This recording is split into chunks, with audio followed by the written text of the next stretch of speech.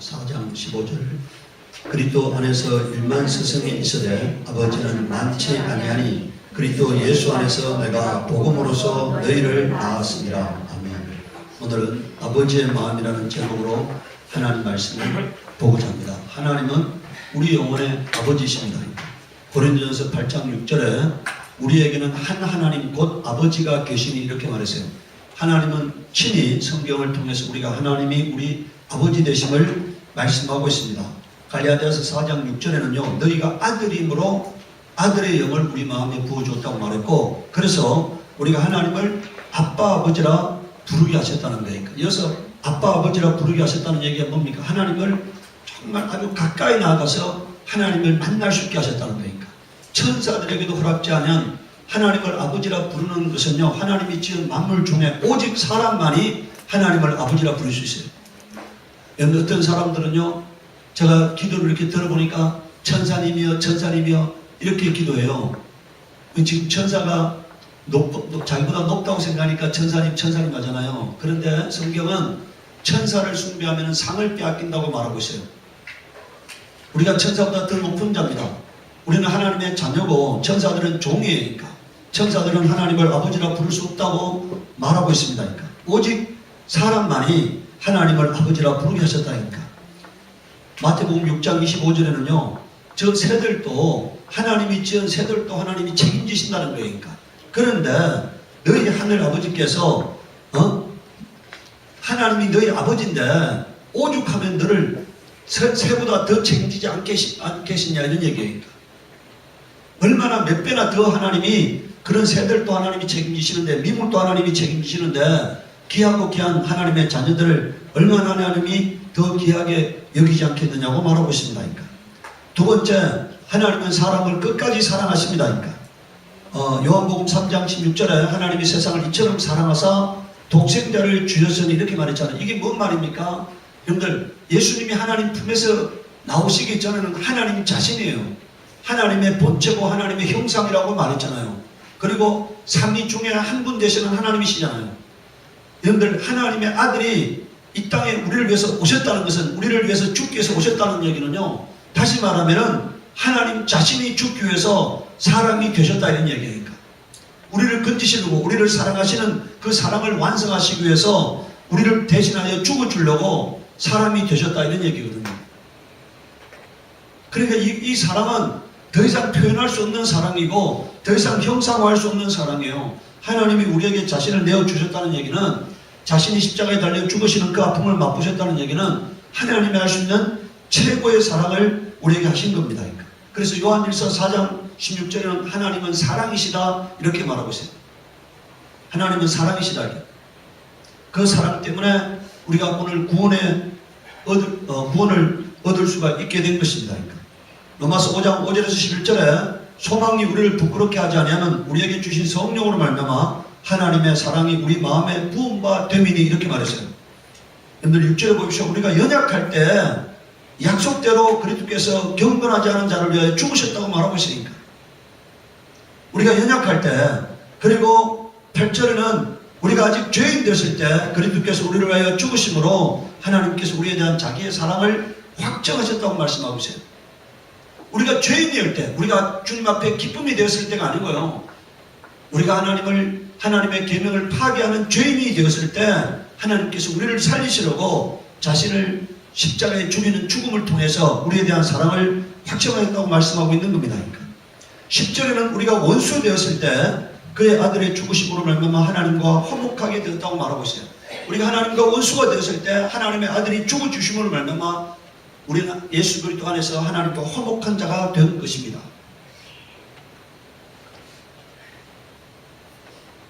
고린도전서 오늘 13장 4절에 사랑은 오래 참고라고 오늘 아침에 제가 그 말씀은 제가 평소에는 성경을 이렇게 펼쳐가지고 나오는 말씀을 전해요.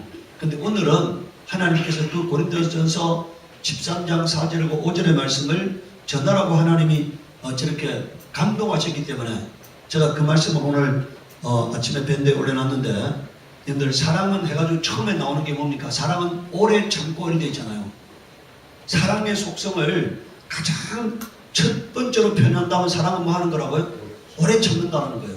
사랑은 기다려주는 겁니다. 사랑은 사랑할 수 없는 자를 사랑하는 게 사랑이에요. 사랑할 수 있는 자를 사랑하는 건 사랑이 아닙니다. 사랑할 수 없는 상황에서 사랑하는 게 그게 사랑이고, 사랑은 허물을 덮는 거예요. 사랑은 사랑하는 자의 허물을 나의 허물로 여기는 게 그게 사랑입니다. 사랑은요, 내가 사랑하는 자의 짐을 내가 지는 것이 그게 사랑이에요. 그러니까. 주님은 우리가 죽어야 하는 짐을 주님이 대신 지셨잖아요. 그리고 십자가에서 달려 죽으셨잖아요. 그게 사랑입니다. 제가 오늘 그 아침에 그 말씀을 읽으면서 사랑은 오래 참는 거다. 근데 우리가 자식을 기를 때 자식이 속 썩이는 부모가 있잖아요. 그 사랑을 끝까지 참아주는 거잖아요. 기다려주는 거잖아요. 철들 때까지 기다려주는 거잖아요. 그게 부모의 사랑이잖아요. 그것은 하나님의 사랑의 그림자인 것입니다. 우리가 하나님 앞에서 연약할 때도, 하나님 앞에 죄인이 되실 때도, 우리가 하나님을 대적하고 있을 때도 하나님은 우리를 기다려 주셨다니까. 하나님 말씀 앞에 순종할 때까지 기다려 주신 겁니다. 그게 하나님의 사랑이니까. 세 번째, 하나님은 사람을 구원의 길로 인도하십니다. 너희가 참으면 징계를 받게 하리라. 하나님의 아들과 같이 너희를 대우하시나니 어찌 아버지가 징계하지 않는 아들이 있으리요. 징계는 다 받는 것이오늘 너희에게 없으면 사생자여 친아들이 아니니라. 이렇게 말했어요. 우리가 하나님의 친아들이기 때문에 하나님이 우리를 사람 만들려고 징계하시고 사람 만들려고 우리 삶에 개입하시는 겁니다. 여러분들, 자, 우리 육신의 아버지가 우리를 징계하기도 공개하거든. 하물며 모든 영의 아버지께 더 복종하며 살리하지 않겠느냐. 하나님은 우리 영혼의 아버지라고 말씀하고 있죠. 여러분들, 우리 육신의 아버지는요, 자기가 좋게 여기는 대로 우리를 징계하는 거예요. 자기 생각대로 징계하는 겁니다. 그 생각이 맞지 않을 수도 있어요. 틀릴 수도 있어요.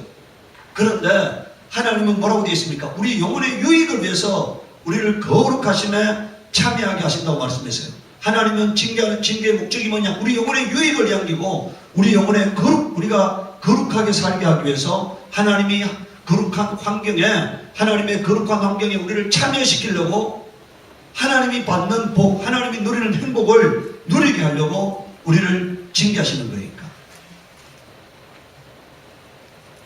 이사야서 1장 2절에서 6절에 보면은요, 하늘이여 들으라, 땅이여 귀를 기울이라. 여호와께서 말씀하시기를 내가 자식을 양육하였거늘 그들이 나를 거역하였다고 하나님 말씀하고 있잖아요. 하나님 우리를 참 아들로 여기기 때문에 우리를 양육하시는 거예요.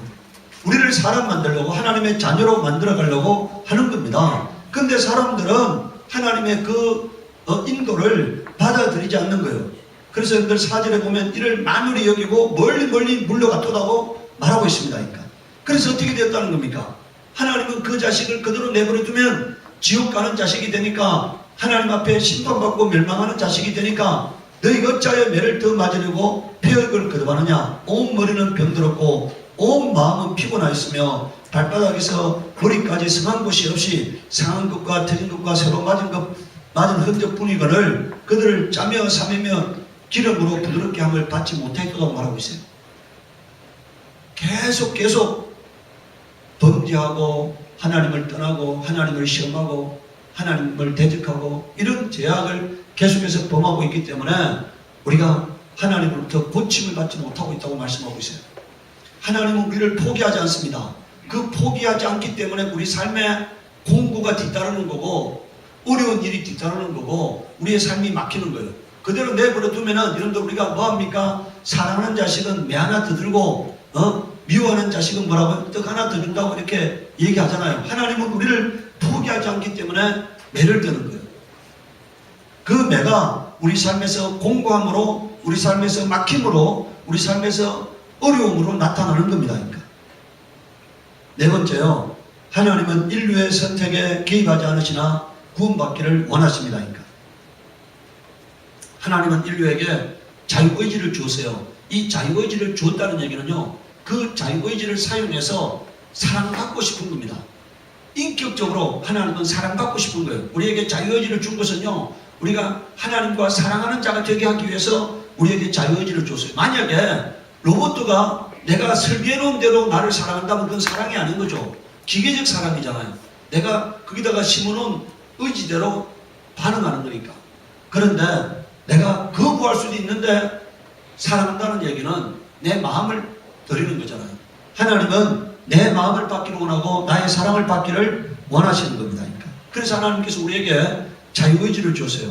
신명기 30장 19절에서 20절에 보시오. 내가 오늘 하늘과 땅을 불러 너희에게 증거를 삼노라. 내가 생명과 사망과 복과 저주를 내 앞에 두었은즉 너와 내 자손이 살기 위하여 생명을 택하고 이렇게 말했어요. 우리 하나님께서 우리에게 선택할 수 있도록 하셨다는 거예요. 그러니까.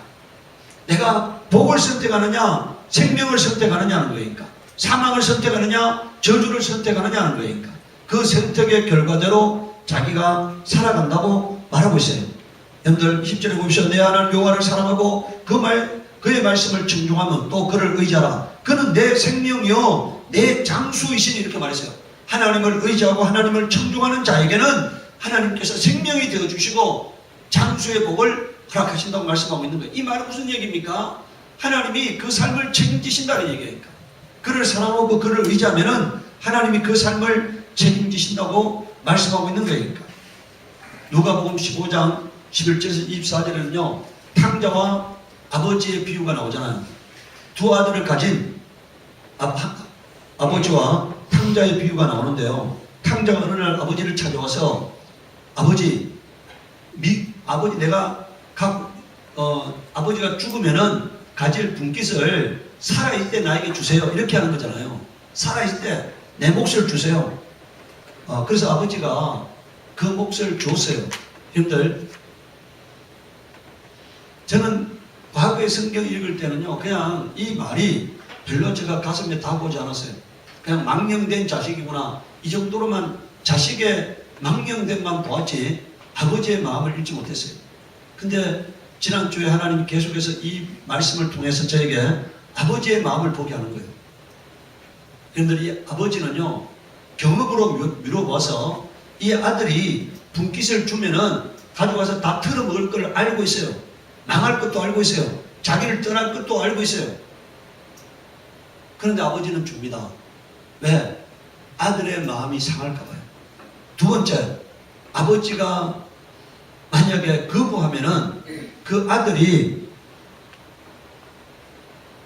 아버지를 거부할 것을 아버지를 여러분들, 오늘 우리가 이 땅에 보면은요, 자식이 돈 안 준다고 부모를 죽이는 자식들이 많잖아요. 그렇게 아들한테 거절 당할 것에 대한 두려움이 있다고 생각합니다. 만약에 아버지가 아들의 요청을 거부하면은 아들에게 거절 당할 것, 아버지와 아들의 마음이 나누어질 것에 대한 두려움 때문에 아버지는 아들이 달라고 하는 것을 거절하지 못하는 분이 라는 것을 제가 이렇게 보게 됩니다. 오늘 우리가 수많은 부모들도요, 자식이 요청할 때 그 자식의 행위가 옳지 않음을 알면서도요, 거부하면은 자식으로부터 자식의 마음을 다치게 할까봐 거절하지 못하는 많은 부모들이 있잖아요.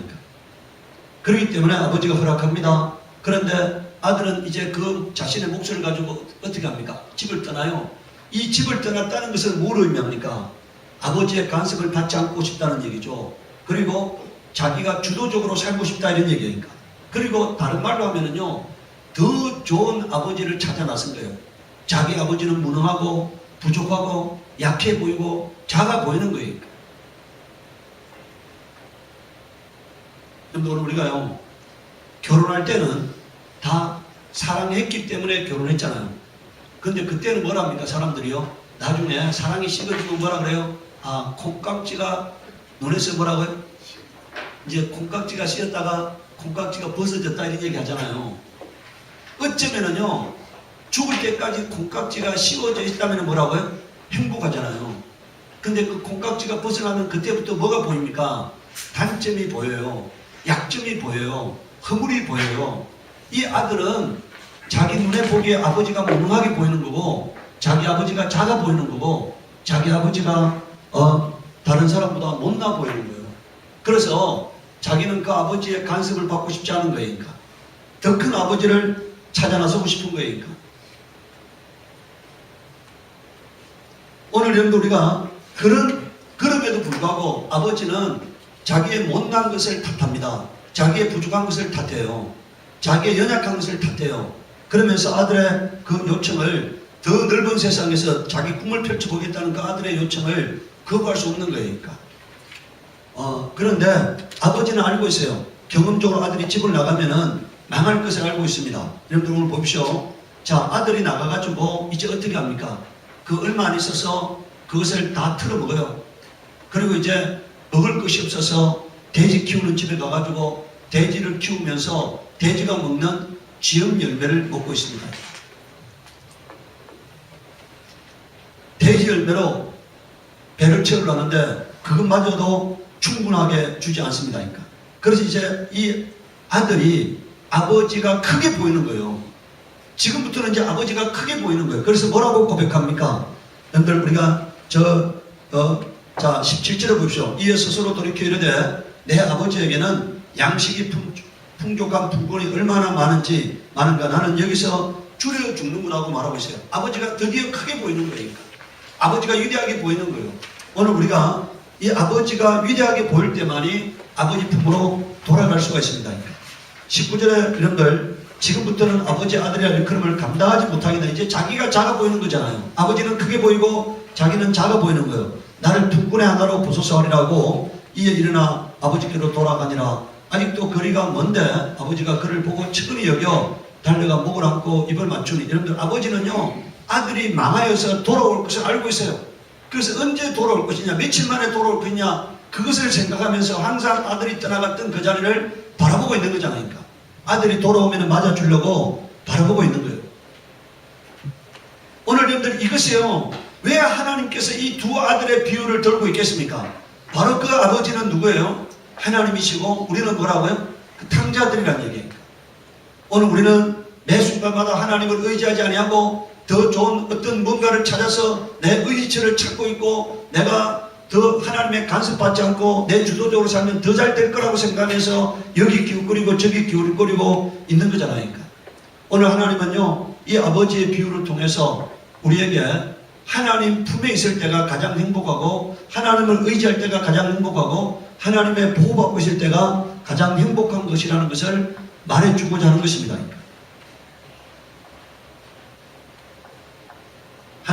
아버지께 돌아갔습니다. 22절에 보시오. 아버지는 종들에게 이르되 제일 좋은 옷을 내어다가 입히고 손에 가락지를 끼우고 발에 신을 신기라. 아버지는 아들을 여전히 사랑하고 있었던 거잖아요. 여전히 그 재물의 반을 날려버리고 돌아온 아들한테 책망하지 않고 여전히 사랑하고 있었던 거예요. 왜냐하면 그가 아들이기 때문입니다. 종이 아니고, 만약에 종이 유산의 반을 날렸다면은 그건 뭐 가차없이 어쩌면 죽이거나 어쩌면 옥에 가두었을 거예요. 그러나 그가 아들이기 때문에, 포기할 수 없는 아들이기 때문에 사랑하는 거예요. 오늘 우리가 하나님께 사랑을 입었기 때문에 하나님 우리를 사랑하고 있다는 것을 믿으시기 바랍니다. 여러분들 24절에 보십시오. 이 내 아들은 죽었다가 다시 살아났으며 내가 잃었다가 다시 얻었노라 하니 그들이 즐거워하더라, 이렇게 말했어요. 오늘 우리가 바로 이와 같은 자들입니다. 오늘 우리는 탕자 같은 자들이에요. 그래서 하나님 품에 있을 때가 가장 행복한 순간이라는 것을 오늘 이 시간에 하나님께서 말씀하고자 하는 것입니다. 다섯 번째, 하나님 아버지의 마음을 가져야 합니다. 요한일서 4장 9절에 하나님의 사랑이 우리에게 이렇게 나타난 바 되었으니 하나님이 자기의 독생자를 세상에 보내심은 그로 말미암아 우리를 살리려 하심이라고 말하고 있잖아요. 우리를 살리려 하심이다. 오늘 여러분들 우리가 본문에서 읽은 고린도전서 4장 15절에요.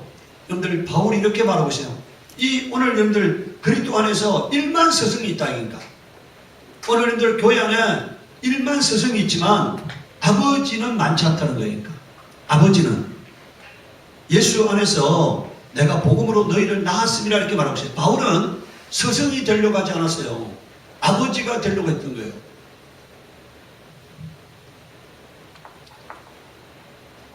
제가 여러분들에게 이렇게 말해주고 싶습니다.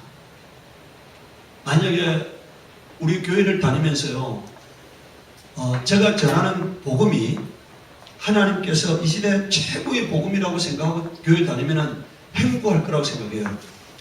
하나님이 저를 이 나라 민족의 영적인 지도자로 세웠다고 생각하고 다니면 행복할 거라 생각해요. 그러면 제가 전하는 복음이 가슴 속에 들어오게 돼 있고 믿음의 대상이 되게 돼 있고 그리고 그 말씀 가운데 거하게 돼 있고 그 말씀 가운데 거하면 복을 받게 돼 있어요. 근데 만약에 다른 목사가 전하는 복음이 더 크게 보이고 더 위대하게 보이고 더 만약에 좋게 보인다면요, 제가 전하는 복음은 여러분들 가슴 속에 들어오지 않습니다. 그때부터요, 말씀이 들려오지 않기 때문에 복을 받을 수가 없어요. 복을 받을 수 없기 때문에 불행한 인생이 되는 것입니다.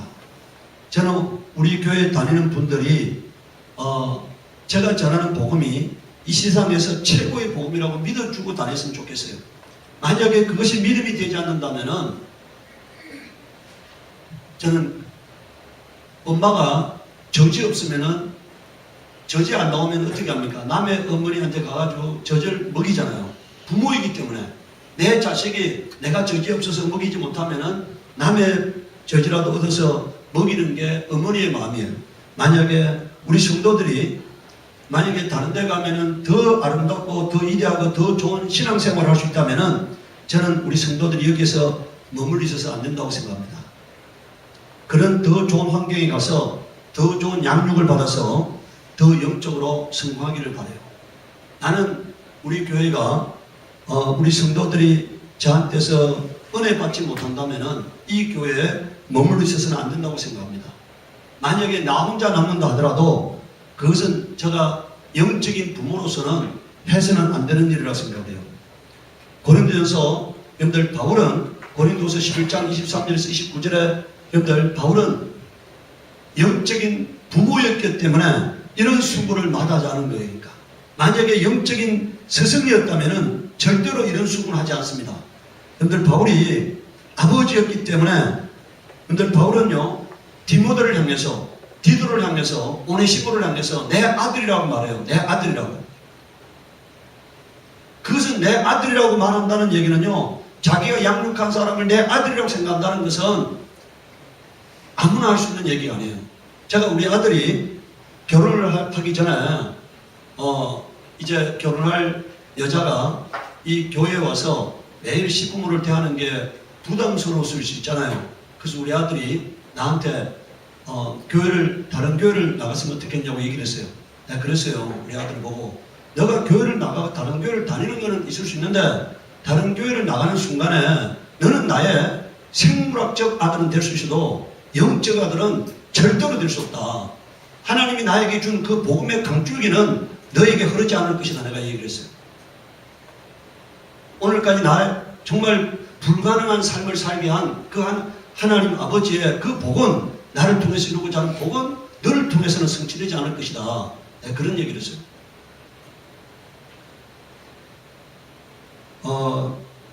오늘 여러분들 읽어 보십시오. 바울이 자기가 영적인 아버지였기 때문에 오늘 여러분들 자 23절 한번 보십시오. 그들이 그리스도의 일꾼이냐 정신없는 말을 하거냐 나는 더욱보다도다. 내가 수고를 넘치도록 하고 옥에 갇히기도 더 많이 하고 매도 수없이 맞고 여러 번 죽을 뻔하였으니 유대인들에게 40에 하나 감한 매를 5번 맞았으며 3번 태장으로 맞고 1번 돌로 맞고 3번 파손하고 일주일을 깊은 바다에서 지냈으며 여러 번 여행하면서 강의 위험과 강도의 위험과 동족의 위험과 이방의 위험과 신의 위험과 광야의 위험과 바다의 위험과 거디 형제 중에 위험을 당하고 또 수고하며 애쓰고 여러 번 자지 못하고 줄이며 목마르고 여러 번 굶고 춥고 헐벗으느라 이외에 이런 고사하고 아직도 날마다 내 속에 눌리는 일이 있으니 곧 모든 교회를 위하여 염려하는 것이라고 말하고 있어요. 이것 위에 자기가 오늘 부모는 자식을 향해서 매 순간마다 염려할 수밖에 없어요. 바울은 교회를 바라보면서 매 순간마다 염려한다고 말하고 있으니까. 아무리 커도 부모에게는 자식은 자식이잖아요. 80이 돼도 60 된 자식을 어린아이로 여기는 게 부모의 마음이잖아요. 그러니까 항상 염려하는 거예요. 그러니까. 여러분들 29절에 보십시오. 누가 약하면 내가 약하지 아니하며 누가 실족하게 되면 내가 애타지 아니하더냐 이렇게 말하고 있어요. 이게 부모의 마음이에요. 스승의 마음은 아니에요. 바울은 하나님 아버지의 마음을 가졌던 것입니다. 아버지는 가족에 대한 무한 책임을 지고 끝까지 사랑하는 겁니다. 그러니까. 바울이 가졌던 그 아버지의 마음은 바로 하나님 아버지의 마음이에요. 믿음은 여러분 오늘 우리가 성경에 여러분들 교회 다니는 사람들이 믿음이 좋다는 것을 성경 지식을 많이 알고 있는 것을 믿음이 좋다고 생각해요. 저는 믿음은요 하나님의 마음을 가지는 거라 생각해요. 하나님의 성품을 가지는 거라 생각해요. 하나님이 가졌던 그 끝까지 우리를 향한 사랑을 내가 그 사랑을 가지고 하나님을 사랑하고 이웃을 사랑하고 내 가족을 사랑하는 게 그게 사랑이라고 생각합니다.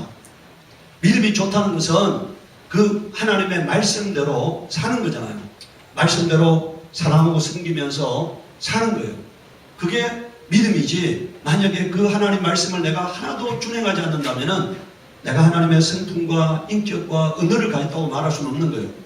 오늘 우리가 주님의 마음을 가져서 내가 주님처럼 우리에게 맡겨진 사람들을 끝까지 사랑할 수 있는 그런 아버지가 되어지기를 예수 그리스도 이름으로 축복합니다. 아멘. 우리가 스승이 되지 아니하고 아버지가 될 때 그 아버지의 역할은 무한 책임을 지는 거잖아요. 아버지의 역할은 끝까지 사랑하는 거잖아요. 아버지의 역할은 포기하지 않는 겁니다.